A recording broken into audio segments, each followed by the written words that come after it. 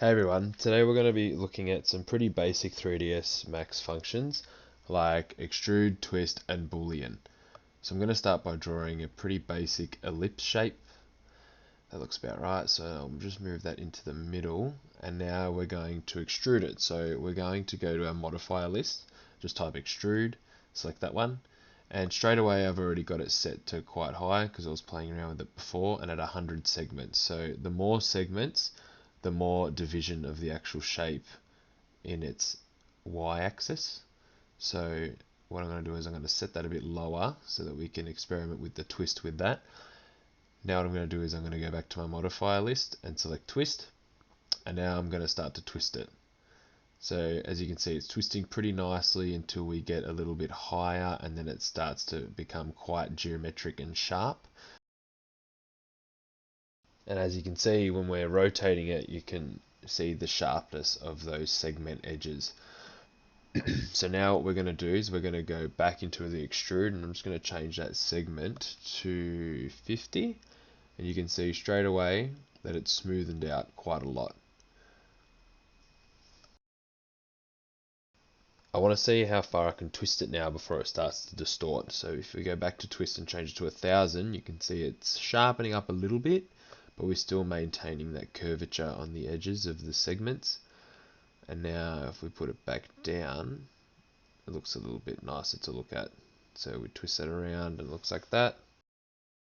To make it a little more interesting, I'm going to clone the item, and then I'm going to merge it into itself with Boolean. So I'm going to clone or Control V as a reference, OK, and now I'm going to mirror it. So if I use the mirror tool on an x-axis and not clone it, this is what we'll end up with. It's in the exact same position as it was originally.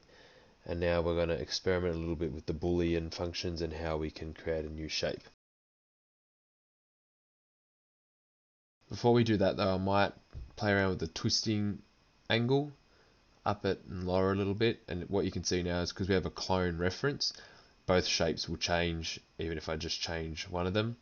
So that's a bit more smoothed out, and that gives us our curvature a little bit better how it was originally at 750. So now if we go to our compound objects, we'll see Boolean here. So I'm going to add some operands. So I'll select the other shape, and now I've got both of my ellipse extrusions here.